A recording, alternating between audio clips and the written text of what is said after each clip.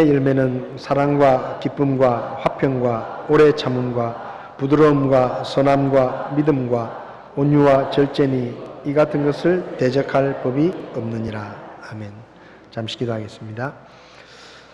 살아계셔서 오늘도 말씀하시는 하나님, 저희들이 기록된 하나님의 말씀을 읽고 이 시간 하나님의 말씀을 나눌 때 우리 안에 계신 성령께서 우리에게 친히 말씀하시고 우리가 하나님의 음성으로 듣게 하시며 이 말씀대로 순종할 수 있도록 저희들을 도와주시기를 원합니다. 시대가 혼탁하고 진리가 점점 희미해져가는 이때 하나님께서 저희들에게 친히 말씀하셔서 하나님의 말씀이 우리의 삶의 기준이 되게 하시고 늘 주님의 말씀에 따라 살아갈 수 있도록 저희들을 가르쳐 주시고 인도해 주시기를 원합니다. 부족한 종을 붙들어 주시고 주님이 써 주시옵소서. 예수님의 이름으로 기도했습니다. 아멘. 자리에 앉으시겠습니다. 주일 아침에 그리스도인이라면이라는 주제로 구원받은 그리스도인이 이 땅에 살면서 어떤 삶을 살아야 하는지에 대해서 계속해서 말씀을 나누고 있습니다. 지금까지 성령의 열매 중에서 사랑과 기쁨과 화평과 오래 참음과 부드러움에 대해서 저희들이 말씀을 나누었습니다. 오늘은 22절에 선함이라고 번역되어 있는 이 선함에 대해서 함께 말씀을 나누려고 합니다. 여기 우리 성경에 선함이라고 번역된 아가도시네라는 그리스어는 여러 가지 의미를 가지고 있는데요. 착하다 이런 뜻입니다. 착하다. 그 다음에 올바르다, 또 적합하다, 또 완전하다 이런 의미들이 이 단어 속에 포함이 되어 있습니다. 그러니까 단순하게 착하다라는 것을 의미하는 것이 아니라 그리스도인에게 아주 적합하고 또 올바른 그런 삶이 착합니다, 선합니다 이렇게 이야기하는 것이죠. 선하다라고 말하면 또 착하다라고 말하면 저는 예전에 제가 목욕탕에 한번 갔는데 머리를 빡빡 깎은 분들이 5분이 이렇게 쫙 앉아 있더라고요. 근데 뒤에 용문신이 이렇게 막 쫙 있는 거예요. 근데 팔뚝에 보니까 착하게 살자 이렇게. 꼭 그런 분들은 그렇게 새기고 다녀요. 별로 안 착하면서 착하게 살자. 그것도 맞춤법이 막 틀려가면서. 그래서 제가 그걸 보고 저 사람이 진짜 착하게 살고 싶을까? 머리를 팍팍 갖고 그 용문신을 가진 분들이 5분이 딱 있으니까 다른 분들이 전부 그 당에 들어가길 주저하는 거예요. 근데 또 한쪽에는 착하게 살자 이렇게 써놨어.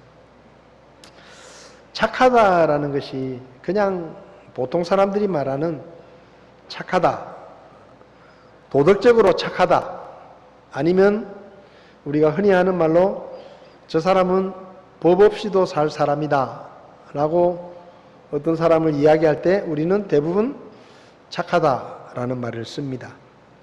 근데 오늘 본문에 나오는 이 선함은 그냥 도덕적으로 착하다, 아니면은 법 없이도 살 만큼 그런 선하다 이런 뜻이 아니고, 이 선함이라는 말은 본래 쓰임새나 목적에 맞는다 이런 뜻입니다. 그러니까 본래 쓰임새나 목적에 맞다, 이것이 선함이라는 말의 뜻입니다. 이것은 처음에 하나님께서 사람을 만드실 때의 목적과 연관이 되어 있는 말입니다. 에베소서 2장을 보면 10절에 우리는 그분의 작품이요 그리스도 예수님 안에서 선한 행위를 하도록 창조된 자들이다 이렇게 말씀합니다. 그러니까 하나님께서 사람을 만드실 때 선한 행위를 하도록 만드셨다 그렇게 말씀합니다. 그러니까 사람을 만드신 목적이 선한 행위라는 것이죠. 그러면 그 선한 행위가 뭐냐? 창세기 1장을 보면 하나님께서 사람을 만드시는 내용이 나오는데, 그 내용을 보면 하나님께서 사람을 만드실 때 의도하셨던 선한 일이 무엇인지를 잘 알 수 있습니다. 창세기 1장을 보면 이렇게 말씀합니다. 26절에 하나님께서 이르시되 우리가 우리의 형상으로 우리의 모양에 따라 사람을 만들고 그들이 바다의 물고기와 공중의 날짐승과 가축과 온 땅과 땅에서 기는 모든 기는 것을 지배하게 하자. 그러니까 하나님께서 모든 만물을 다 만드신 다음에 마지막으로 사람을 만드시면서 사람에게 기대하신 것이 무엇인가 하면, 하나님이 만들어 놓으신 에덴 동산을 잘 돌보고 거기 있는 다른 생명체들을 잘 다스리는 것이 하나님이 사람을 만드신 이유였습니다. 그리고 하나님께서 동산에 있는 모든 나무의 열매는 마음대로 먹어도 좋지만 동산 중앙에 있는 선악을 알게 하는 나무의 열매는 먹지 마라, 그렇게 말씀하셨죠. 그러니까 아담과 하와, 하나님이 만드신 최초의 사람들이었던 그 사람들에게 선한 일은 두 가지였습니다. 하나는 하나님이 맡기신 일을 잘 하는 것이었습니다. 그러니까 하나님이 동산을 잘 가꾸고 거기 있는 생명체들을 잘 돌봐라 하는 것이 하나님이 아담에게 맡기신 일이었습니다. 그러니까 그걸 잘 하는 게 선한 일이었어요. 그 다음 두 번째는 하나님이 먹지 말라고 하신 그 하나님의 말씀을 순종하고 잘 따르는 것이 아담에게 선한 일이었습니다. 그런데 아담이 죄를 짓기 전에는 이 선한 일을 잘 했습니다. 그러니까 창세기 2장을 보면 19절부터 주 하나님께서 땅으로부터 들의 모든 짐승과 공중의 모든 날짐승을 지으시고 아담이 그것을 무엇이라 부르는지 보시려고 그것들을 그에게로 데려오시니 아담이 모든 살아있는 창조물을 무엇이라 부르든지 그것이 그것의 이름이 되었더라. 그러니까 아담이, 하나님이 일을 맡기셨죠. 뭘 맡기셨습니까? 에덴 동산을 잘 돌보고 그리고 하나님이 만드신 생명체들을 잘 다스려라, 그렇게 말씀을 하셨는데, 여기 창세기 2장을 보면 아담이 그 각종 동물 생명체들에게 이름을 주는 것이 나옵니다. 이름. 그러니까 잘 다스리려고 하면 이름이 있어야 되겠죠. 그죠?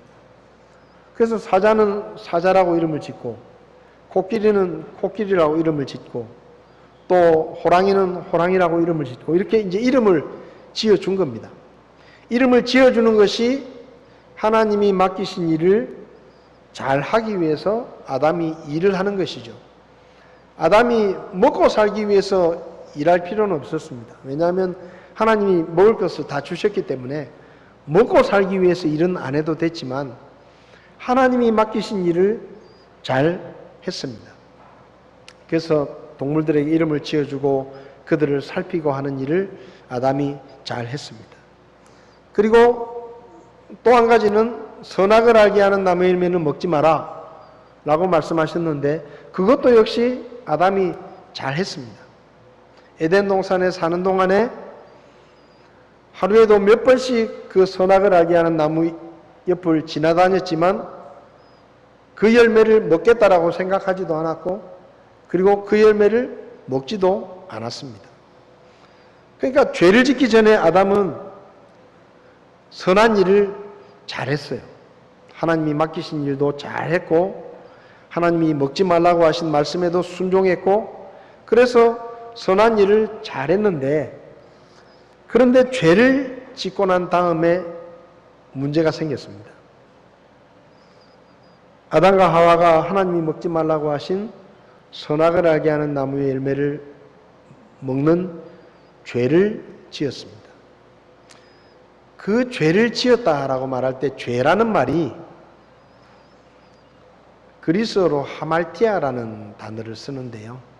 이 죄라는 말의 뜻이 뭔가 하면 활을 쏠 때 관역을 향해서 활을 탁 쏘았는데 그 화살이 관역에서 빗나갔다라는 뜻입니다. 그때 하말티아라는 말을 씁니다. 다시 말하면 죄라는 것이 뭐냐? 하나님이 의도하신 그분의 목적과 그분의 뜻에서 벗어나는 거예요. 활을 쏠 때는 사람이 관역을 맞추기 위해서 활을 쏘는데 그 화살이 자기 마음대로 다른 곳으로 날아가서 관역을 맞추지 못하는 그게 죄라는 것이죠. 그러니까 하나님께서 선한 일을 위해서 사람을 만드셨는데 죄를 짓기 전에는 선한 일을 잘했습니다. 하나님이 맡기신 동산을 다스리고 또 동산에 있는 생명체들을 다스리는 일을 잘했어요. 그리고 선악을 알게 하는 나무의 열매를 먹지 말라는 하나님의 말씀에도 순종했습니다. 근데 죄를 지었어요.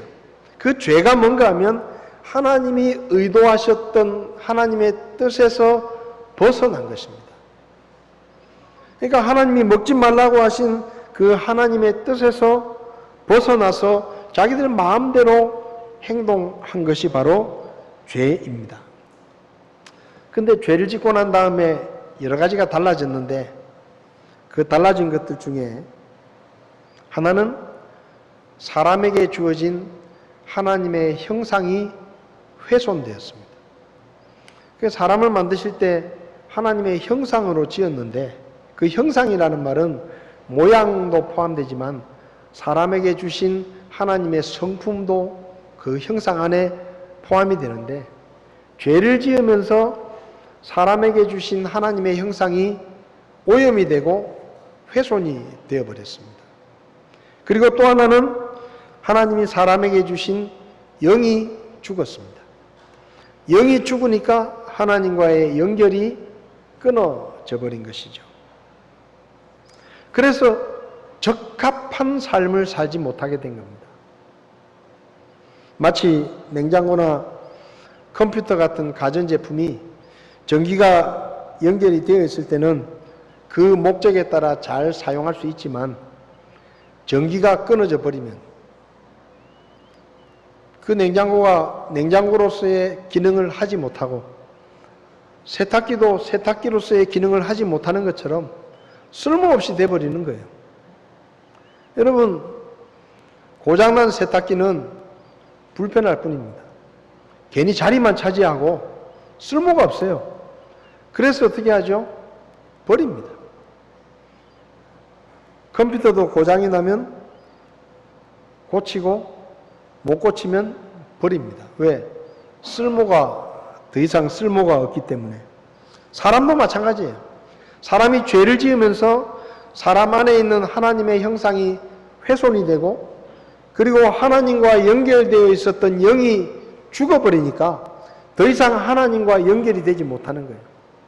그래서 하나님이 의도하신 그분의 목적에 따라서 살지 못하게 된 겁니다. 다시 말하면 선한 일을 할 수 없게 된 것이죠.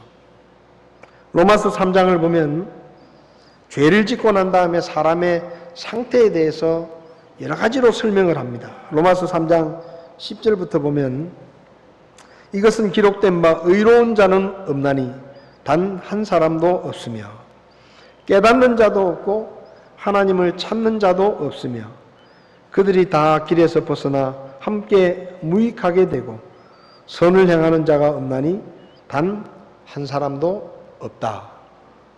지금 죄 때문에 사람에게 어떤 변화들이 일어났는지를 이야기하는데 의로운 자가 없어졌다. 죄를 지었기 때문에 사람 속에 있는 의로운 성품이 없어졌다라는 것이죠. 그리고 깨닫는 자도 없다. 하나님과 연결이 끊어져 버리니까 하나님이 계신 것을 알지도 못하고 하나님이 나를 창조하셨다는 것도 모르는 겁니다. 그런 채 살아가는 것이죠. 하나님을 찾는 자도 없다. 여러분, 하나님과 끊어져 있으면 하나님이 계신 줄도 모르지만 하나님을 찾지도 않습니다. 그리고 다 길에서 벗어나 함께 무익하게 되고 쓸모없이 되어버렸다. 선을 행하는 자가 없나니 단 한 사람도 없다. 여기서 말하는 이 선을 행한다는 말이 바로 하나님의 창조의 목적에 적합한 삶을 사는 사람이 한 사람도 없다. 이렇게 말씀합니다.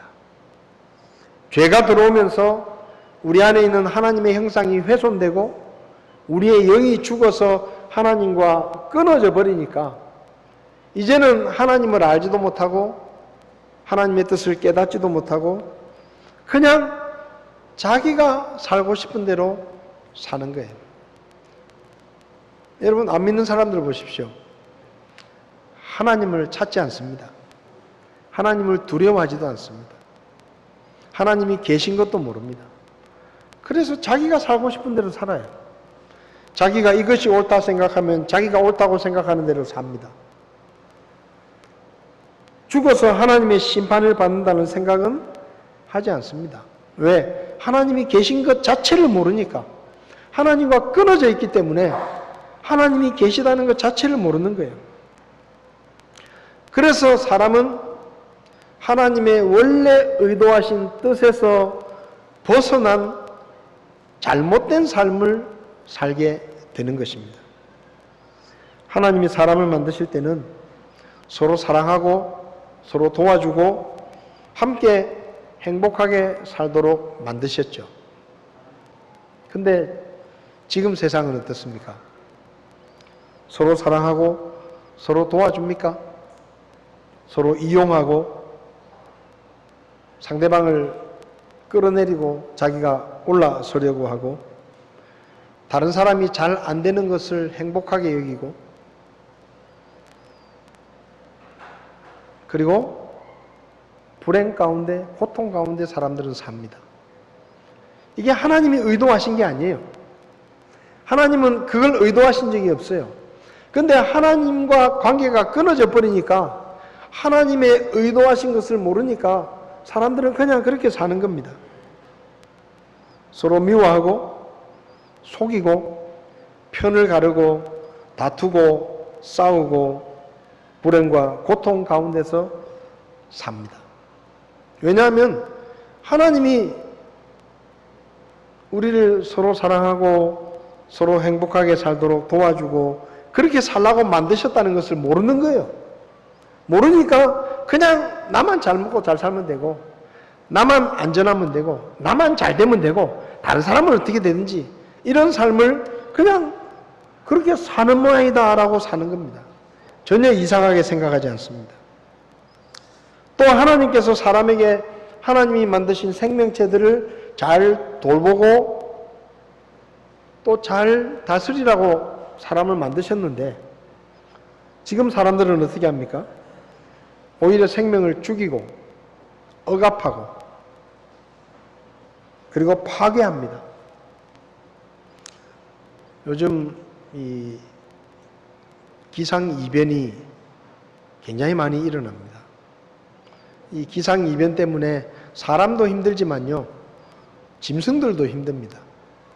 근데 왜 이렇게 됐는가 하면 사람이 그동안 이 환경을 너무 많이 파괴를 한 거예요. 그래서 멸종하는 생명체들이 점점 늘어납니다. 하나님께서 사람에게 생명체들을 잘 돌보고 그들이 잘 살 수 있도록 도와주라고 일을 맡기셨는데 그건 모르는 거예요. 왜? 하나님과 끊어져 있기 때문에. 그러니까 뭐예요? 사람들은 동물들을 학대하고 괴롭히고 죽이고 이렇게 만드는 거예요. 하나님이 본래 의도하셨던 하나님의 뜻 그리고 그분의 목적에서 벗어나서 정반대의 방향을 향해서 사람들이 지금 가고 있는 겁니다. 왜 그런가 하면 죄 때문이에요. 죄 때문에 하나님이 의도하신 것에서 자꾸 벗어나는 삶을 사는 겁니다. 선한 일을 하지 못하게 됐어요. 그래서 하나님께서 사람을 회복시키시기 위해서 구원의 계획을 세우신 겁니다. 하나님의 형상이 훼손되고 그리고 영이 죽어 있기 때문에 하나님을 알지도 못하고 하나님의 심판이 있다는 것도 알지 못하고 그저 자기 마음대로 죄 가운데서 살다가 죽어서 나중에 심판을 받고 영원한 멸망에 가니까 하나님이 그것을 불쌍히 여기시고 사람에게 훼손된 하나님의 형상과 죽어있는 영을 다시 회복시키시고 살리시기 위해서 구원을 계획하셨습니다. 그리고 예수님을 보내셨습니다. 예수님이 왜 이 세상에 오셨는지 요한복음 1장 29절은 아주 분명하게 가르쳐 줍니다. 다음날 요한이 예수님께서 자기에게 오시는 것을 보고 이르되 세상 죄를 제거하시는 하나님의 어린 양을 보라. 예수님이 왜 오셨다고요? 사람들의 죄를 제거하기 위해서, 없애기 위해서 오셨어요. 그럼 왜 죄를 없애기 위해서 오셨느냐? 죄 때문에 하나님의 형상이 훼손되고 하나님과 영이 죽어서 끊어져 있으니까 하나님이 원하시는 삶을 살지 못하고 그저 엉뚱한 삶을 살면서 불행하게 고통 가운데 살다가 죽은 후에도 멸망에 가니까 하나님이 사람들의 죄를 없애주시기 위해서 예수님이란 분을 보내신 겁니다. 그래서 예수님이 오셔서 사람들을 대신해서 매를 맞으셨죠. 왜 매를 맞으셨어요? 사람들이 짓는 죄 중에 매 맞을 벌이 있는 겁니다. 그래서 매를 맞으셔서 매 맞는 벌을 받아야 될 사람들의 죄를 없애주셨어요. 그리고 십자가에서 사형의 벌을 받고 죽으시면서 사형에 해당되는 죄들을 다 없애셨어요. 왜? 그 죄들을 다 없애야 하나님의 훼손된 하나님의 형상이 회복되고 죽은 영이 다시 살아나서 하나님과 연결이 되고 비로소 하나님을 알고 하나님이 원래 의도하셨던 선한 일을 할 수 있는데 그 죄 때문에 그게 안 되니까 예수님께서 그 죄를 다 없애시기 위해서 오신 겁니다. 그리고 오셔서 죄를 다 성공적으로 없애주셨어요. 그분이 십자가에서 죽으심으로. 그래서 예수님의 십자가 이후에 사람들은 예수님을 통해서 모든 죄를 용서받고 죄가 다 없어지고 그리고 예수님을 믿을 때 구원을 받게 됩니다. 그 구원이라는 것이 뭔가 하면 훼손된 하나님의 형상이 다시 원래 상태로 회복되는 것이고 죽어있는 영이 다시 살아서 하나님과 다시 연결되는 거예요. 그게 회복이에요. 회복. 그렇게 회복이 되면 어떻게 되느냐? 하나님과 다시 연결이 되면 하나님을 알게 돼요. 그리고 하나님이 자기를 만드셨다는 것도 알게 돼요. 그리고 왜 하나님이 우리를 만드셨는지도 깨닫게 됩니다. 그때부터 비로소 사람은 선한 일을 할 수가 있게 되는 것이죠. 그래서 선함이라는 말은 성령의 열매입니다. 왜냐하면 구원받지 못한 사람은 이 선한 삶의 열매를 맺을 수가 없어요. 왜냐하면 하나님을 모르기 때문에. 하나님을 모르니까 그분의 목적도 모르고 그냥 자기가 우연히 생겼다고 생각하고 이 세상에서 잘 먹고 잘 사는 것이 전부라고 생각하고 하나님이 의도하신 뜻은 전혀 알지 못하고 자기가 원하는 삶을 사는 겁니다. 그것은 하나님 앞에 선한 일이 아니에요. 그래서 구원받은 사람은 하나님과 다시 연결이 되고 성령을 통해서 하나님의 뜻을 깨닫게 되고 그때부터 하나님이 원하시는 선한 삶의 열매를 맺으면서 살 수가 있는 겁니다. 그럼 구원받은 우리가 해야 되는 선한 일은 뭐냐? 첫째는 우리 각자에게 맡기신 하나님의 일이 있습니다. 우리 각 사람에게 맡기신 하나님의 일이 있어요. 아담에게 주신 하나님의 일이 뭡니까? 에덴 동산을 잘 가꾸면서 하나님이 만드신 것들을 잘 돌보고 잘 다스리라는 것이 아담에게 주신 하나님이 맡기신 일이었습니다. 아담은 그걸 잘했어요. 아담에게 하나님이 일을 맡기신 것처럼 오늘날도 우리 각 사람에게 하나님의 계획과 하나님의 뜻이 있습니다. 여러분, 우리 중에 아무도 어쩌다가 태어난 사람은 없습니다. 하나님께서 실수로 태어나게 한 사람도 없어요.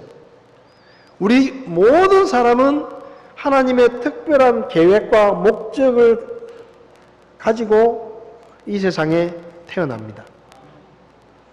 근데 하나님과 연결이 안 돼 있으면 그 목적을 몰라요. 그래서 자기 마음대로 살아요. 근데 다시 우리의 영이 다시 살아나서 하나님과 연결이 되면 하나님을 알게 되고 하나님이 나를 이 세상에 왜 태어나게 하셨는지를 알게 됩니다. 그게 뭐예요? 우리를 향한 그분의 뜻과 그분의 계획입니다. 여러분, 노아라는 사람은 하나님이 왜 태어나게 하셨을까요? 노아라는 사람이 살았잖아요. 근데 그 노아라는 사람이 왜 이 세상에 태어났을까요? 홍수 심판 때에 방주를 만들게 하시려고 노아라는 사람을 태어나게 하신 겁니다. 노아는 그걸 몰랐죠. 근데 하나님께서 그 하나님의 뜻을 알려주셨을 때, 내가 방주를 만들어야 되는 사람이구나 하는 것을 깨닫고 방주를 만든 겁니다. 아브라함이라는 사람은 왜 태어났을까요? 그냥 이 세상에서 잘 먹고 잘 살다가 죽으라고 태어났을까요? 아닙니다. 아브라함이라는 사람은 하나님께서 이 아브라함을 우상의 도시에서 불러내셔서 이스라엘 민족의 조상으로 삼으시기 위해서 아브라함이라는 사람이 태어난 거예요. 역시 아브라함은 이걸 몰랐습니다. 75세가 될 때까지 몰랐어요. 자기가 왜 태어났는지를 몰랐어요. 왜? 하나님을 몰랐으니까. 근데 하나님께서 아브라함에게 알려주신 겁니다. 아브라함아, 네가 왜 태어났는지 내가 이야기해 주겠다. 너는 고향을 떠나서 가나안 땅으로 가라. 그러면 내가 너의 후손들로 큰 민족을 이루고 내 백성으로 삼겠다. 그 얘기를 해주신 겁니다. 그러니까 아브라함이 그 말을 믿고 가나안 땅으로 가서 믿음의 조상이 되었죠. 모세는 왜 태어났을까요? 모세는 왜 태어났죠?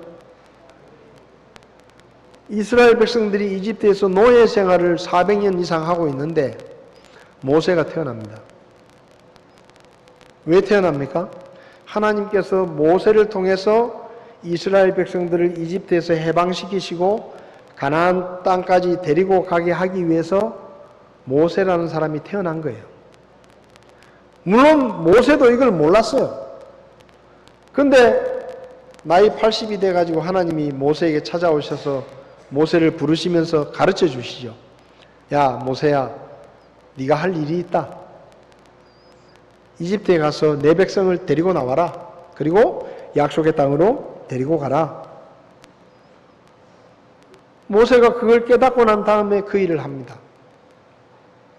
사도 바울은 왜 태어났을까요?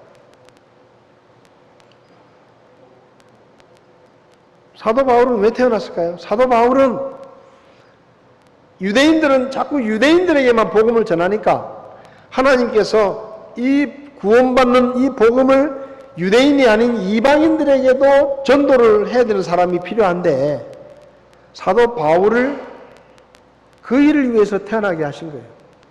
사도 바울이 왜 학벌이 좋습니까? 왜 유대인인데 로마 시민권을 가지고 있습니까? 왜 그렇게 극적인 구원의 체험을 합니까? 다 이방인들에게 복음을 전하는 일을 하기 위해서 준비를 시키신 거예요. 바울은 몰랐어요. 자기는 그냥 유대교의 열심으로 예수님을 핍박하고 교회를 핍박하고 살았는데 몰랐으니까.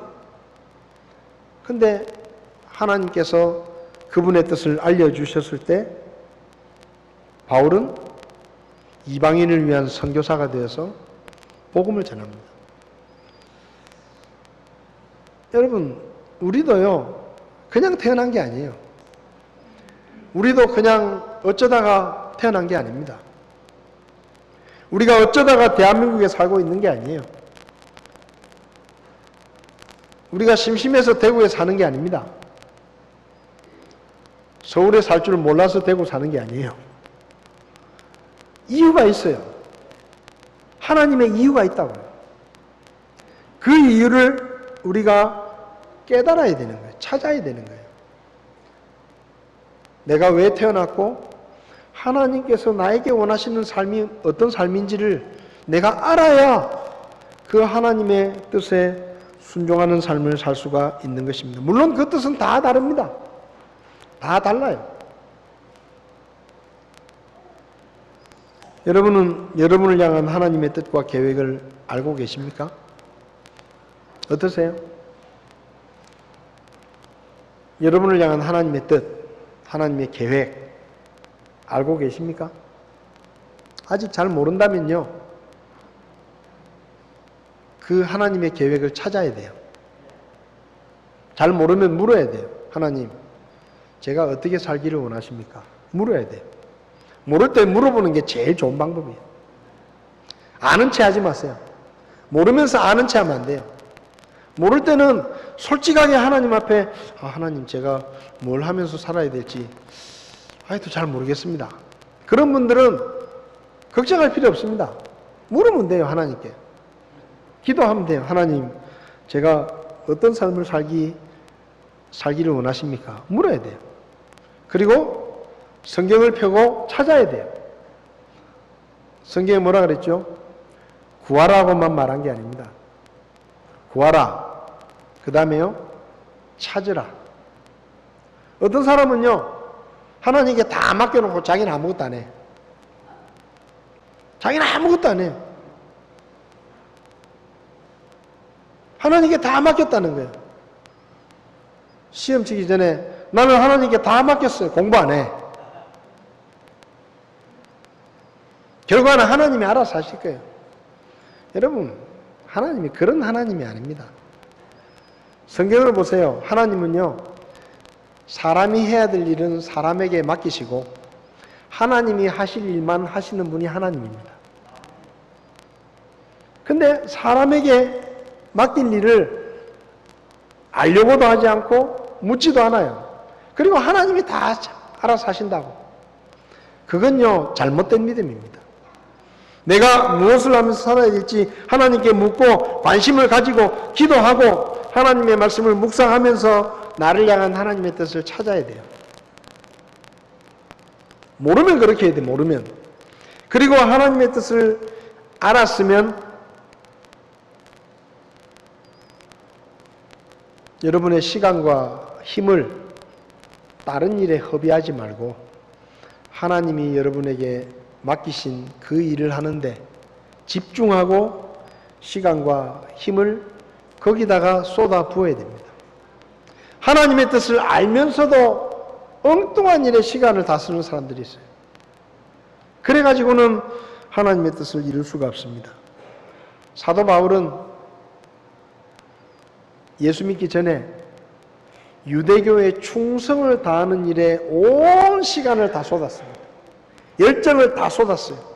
스스로 말하기를 나는 유대교에 특별한 열심이 있다.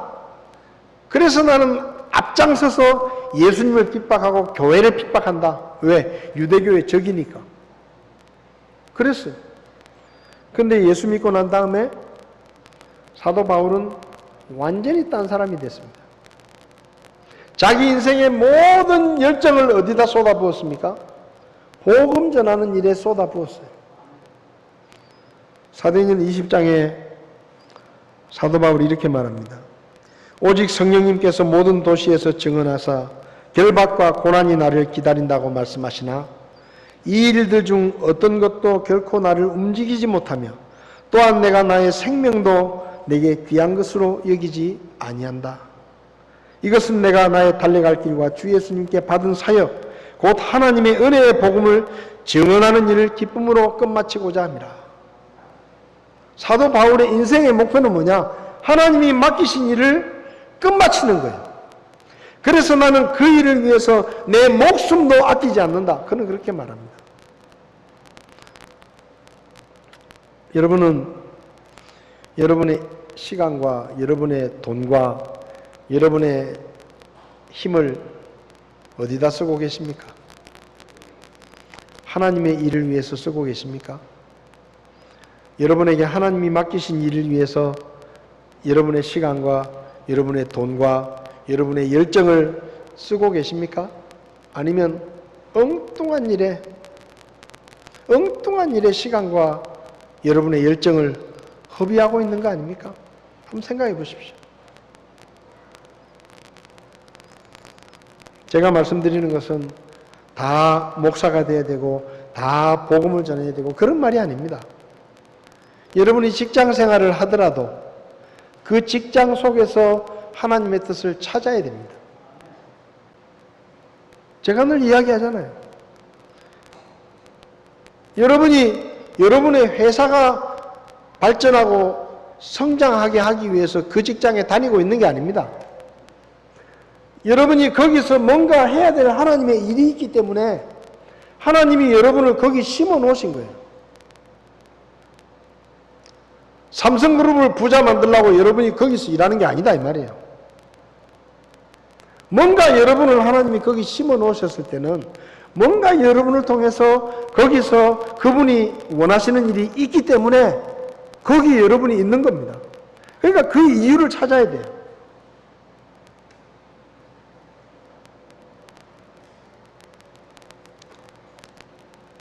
우리 각자에게 그분이 맡기신 일을 잘 찾아보시고 그 일에 시간과 열정을 투자하시기 바랍니다. 여기 본인이 있어서 그렇지만요. 민주자매가 요즘 몸이 좀 안 좋습니다. 그래서 제가 어제 고기라도 한 끼 사 먹이려고 오늘 저녁에 시간 있냐고 내가 밥이라도 한 끼 사주겠다고 그랬더니 안 된다는 거예요. 시간이 안 난다는 거예요. 아니, 고기 사준다는데 시간을 못 내겠다는 거예요. 그래서 제가 왜 내가 밥 사주는 게 왜 못 나오냐. 그러니까 뭐라는지 아세요? 내일 오후에 찬양인도 해야 되는데 그거 연습을 저녁에 마무리를 해야 되기 때문에 밥 먹으러 나올 시간이 없다는 거예요. 아니, 제 마음에 얼마나 그게 감동이 됐는지 몰라요. 제 마음에 감동이 됐어요. 하나님이 나에게 맡기신 일, 그 일을 정말 최선을 다해서 하기 위해서 그 좋아하는 고기까지 거절하고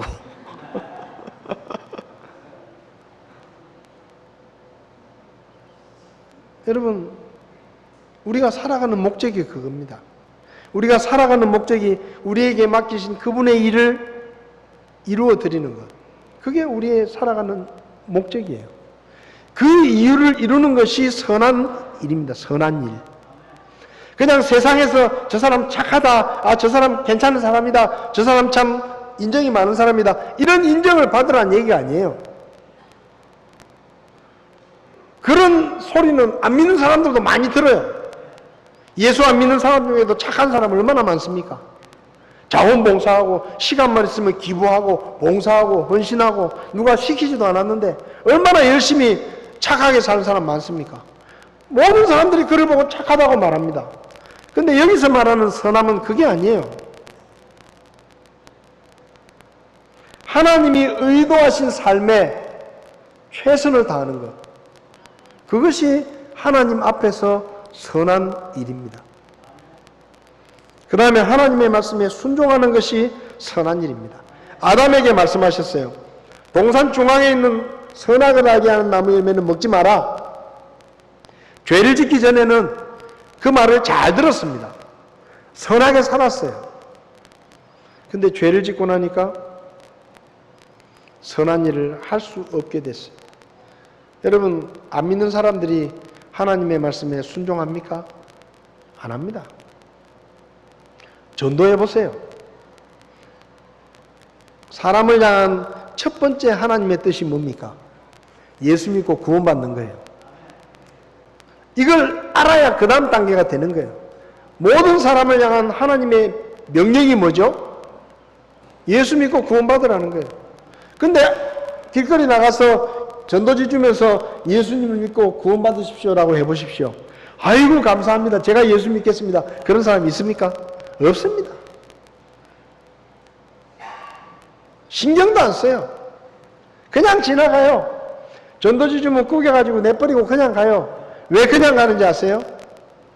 하나님을 모르니까. 모르니까 그분의 말씀에 순종하지도 못하는 겁니다. 근데 우린 달라요. 우리는 구원받은 그리스도인은 하나님과 영이 연결되어 있기 때문에 하나님이 계시다는 것도 알고 이 성경이 사람이 쓴 책이 아니라 하나님의 말씀이라는 것도 알아요. 여러분 아시죠? 이 책 안에 기록된 말씀은 누가 하신 말씀이라고요? 하나님의 말씀입니다. 그걸 우리가 알아요. 안 믿는 사람들은 몰라요. 안 믿는 사람들은 이 성경책이 그냥 문학책이에요. 문학책. 제가 대학 다닐 때 중국어과 교수님 방에 성경책이 영어 성경책, 중국어 성경책 꼽혀 있어요. 그래서 제가 그분 교수실에 가면 부처불자가 큰 족자로 크게 써져 있거든요. 제가 그분이 불교 믿는다는 걸 알아요. 그래서 제가 물었습니다. 교수님은 불교를 믿으시는데 어떻게 저렇게 영어 성경책을 몇 권이나 갖다 놓고 중국어 성경도 저렇게 갖다 놓으셨냐고, 성경 좀 읽으시냐고. 그러니까 그 교수님이 하시는 말이 이렇게 말하더라고요. 성경은 이 세상 최고의 문학 작품이다. 성경을 읽어보지 않고 문학을 이야기할 수 없다. 그래서 제가 그러세요. 그런 거예요. 안 믿는 사람들은 여기 기록된 말씀이 하나님의 말씀이라고 안 믿어요. 몰라요. 근데 우리는 알아요. 여러분 정말로 믿으십니까? 여기 적힌 말씀이 하나님 말씀이라고 믿으세요? 그렇다면 여러분은 하나님의 말씀을 어떻게 대하고 계십니까?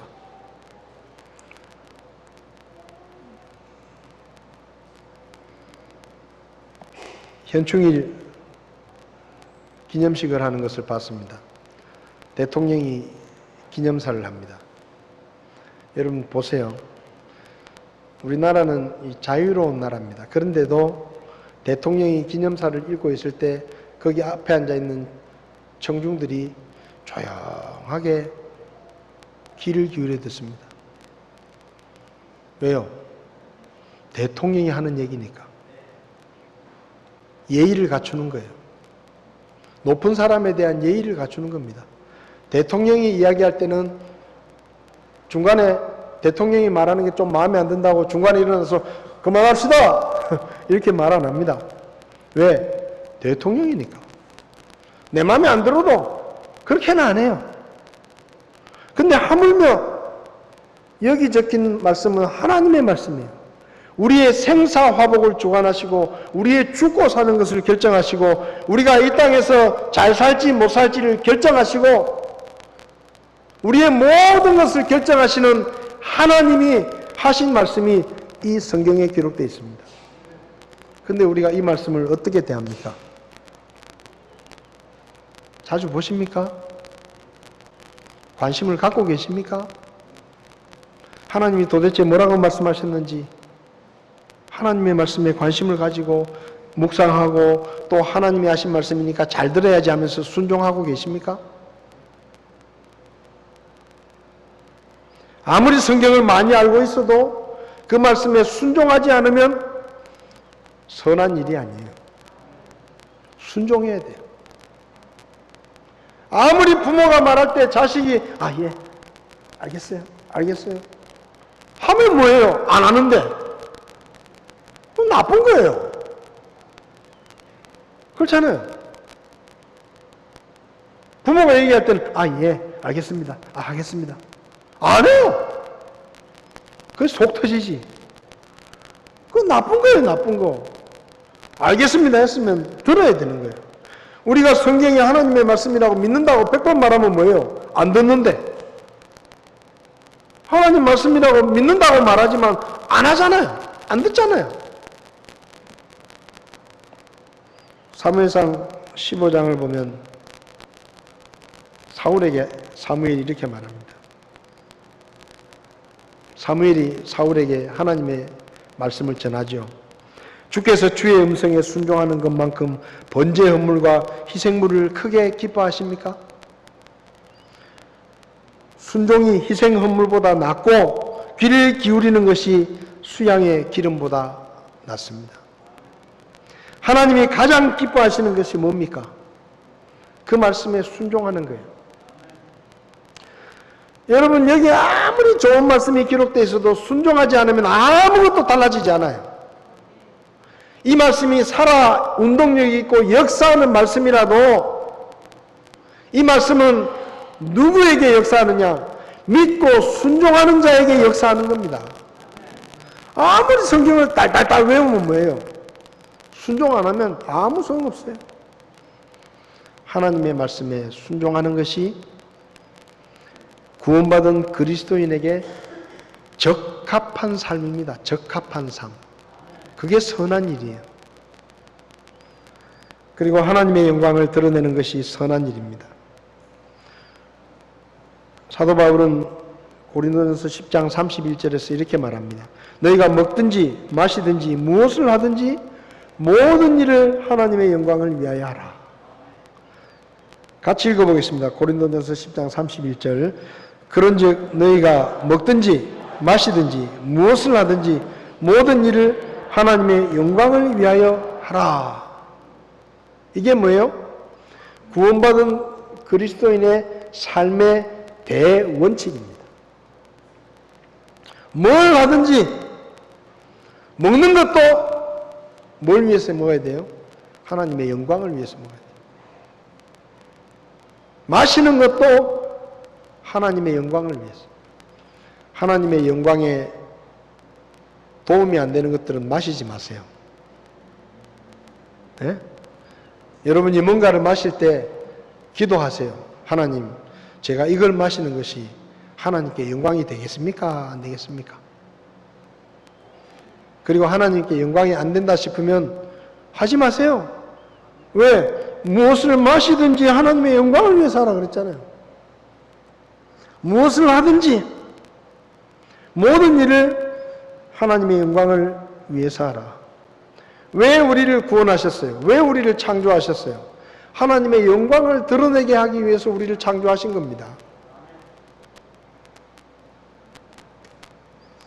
마태복음 5장에 예수님께서 제자들에게 말씀하십니다.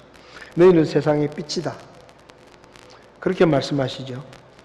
그러면서 16절에 이와 같이 너희 빛을 사람들 앞에 비추어 그들이 너희의 선한 행위를 보고 하늘에 계신 너희 아버지께 영광을 돌리게 하라. 여기 선한 행위라 그랬는데 이 선한 행위도 마찬가지로 단순히 착한 것이 아닙니다.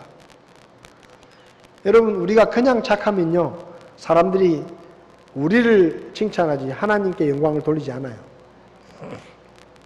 아, 저 사람 참 착하다. 아, 저 사람 참 정직하다. 아, 저 사람 역시 믿을 만하다. 그냥 사람을 칭찬해요. 그냥 착하면. 근데 우리가 하나님 때문에 착하면 누가 영광을 받아요? 하나님이 영광을 받으십니다. 그런 말입니다. 선한 행위는 뭐냐? 우리가 그냥 착한 게 아니라 하나님의 말씀에 순종함으로 우리의 삶이 선해지는 겁니다. 그래서 이런 표현을 우린 자주 할 필요 있어요. 아, 참 당신 참 정직한 사람이네요. 그렇게 말할 때 그냥 넘어가지 마세요.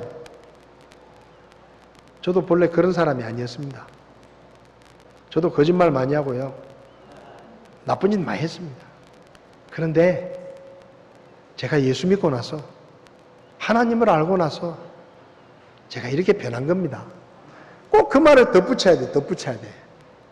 그래야 그 사람이 그래요. 하나님 때문에 당신이 이렇게 착해졌군요. 하나님이 영광을 받으시는 거예요. 여러분이 막 화나는 일이 있을 때 참는 거 좋은 일입니다. 그런데 그냥 참으면 사람들이 저 사람 참 잘 참는다 이런 거 많아요. 그때도 여러분이 이야기해야 돼요. 제가 사람이 좋아서 참는 게 아닙니다. 저도 성질이 있고 저도 화가 납니다.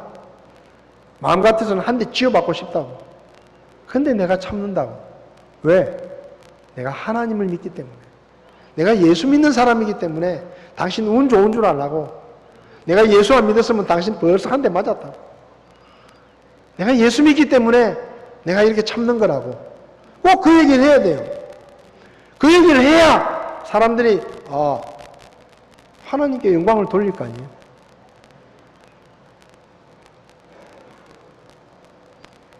우리가 하나님의 말씀에 순종하면 선한 사람이 되고, 그리고 사람들이 우리의 선한 행위를 보고 하나님께 영광을 돌리게 될 것입니다. 근데 우리가 말씀에 순종하지 않으면요, 욕먹어요. 왜 오늘날 기독교가 개독교가 되고 교회가 욕을 먹고 교회 지도자들이 비난을 받는지 아십니까? 사람들이 볼 때 그런 거예요. 예수 믿는 사람들은 하나님의 말씀에 순종하는 삶을 살아서 우리하고 좀 달라야 되는데 우리하고 똑같으니까 똑같이 욕심내고 똑같이 세상 탐욕을 부리고 똑같이 사니까 욕하는 거예요. 우리가 하나님의 말씀에 순종하면 그 모습을 보고 사람들이 저 사람 참 변했다. 예수 믿고 나더니 참 달라졌다. 그게 하나님께 영광을 돌리는 거예요. 저와 여러분들에게 그런 모습이 있어야 되는 겁니다. 사도행전 2장을 보면 초대교회 성도들이 말씀을 배웠습니다. 그런데 2장 47절을 보면 온 백성에게 호감을 얻었다 그랬어요. 초대교회 성도들은 유대인들로부터는 비판을 받고 로마 정부로부터는 핍박을 받았지만 백성들로부터는 호감을 받았습니다. 왜요? 그 사람들이 사는 모습이 정직하고 선했으니까. 저 사람들은 우리하고 달라. 저 사람들은 예수 믿는 사람들은 역시 우리하고 달라. 뭔가 달라. 그런 얘기를 들었다 이 말이에요. 그러니까 사람들이 그 사람들을 존중했고 그리고 예수 믿는 사람들이 날마다 더해졌다라고 말합니다. 요즘 전도하면서 제일 힘든 게요, 교회 때문에 힘듭니다. 요즘 전도하러 가면 목사님 요즘 그 교회 왜 그래요? 요즘 목사님들 도대체 왜 그런데요? 이런 얘기 하다 보면 복음 전할 새도 없어. 이런 얘기 하다 보면 시간 다 가요. 목사님 그러면 안 되잖아요 요새. 전도하러 가서 그런 얘기 듣는 거예요. 오히려 교회가 걸림돌이 됩니다. 왜? 선한 일을 하지 못하기 때문에. 구원받은 그리스도인의 적합한 삶을 살아야 됩니다. 그래야 우리의 삶 가운데 선함이라는 성령의 열매가 맺히는 거예요. 저와 여러분들이 그렇게 살았으면 좋겠습니다. 하나님이 맡기신 일에 충성을 다하고 그분의 말씀에 순종하고 그리고 모든 일에 그분께 영광을 돌리고 아버지를 영광스럽게 하는 자식들이 되기를 바랍니다. 아버지 욕 보이지 마세요. 하나님 욕먹게 하지 마세요. 주님 뜻대로 살기로 했네. 우리 찬송 하나 하겠습니다. 선한 삶은 주님 뜻대로 사는 겁니다.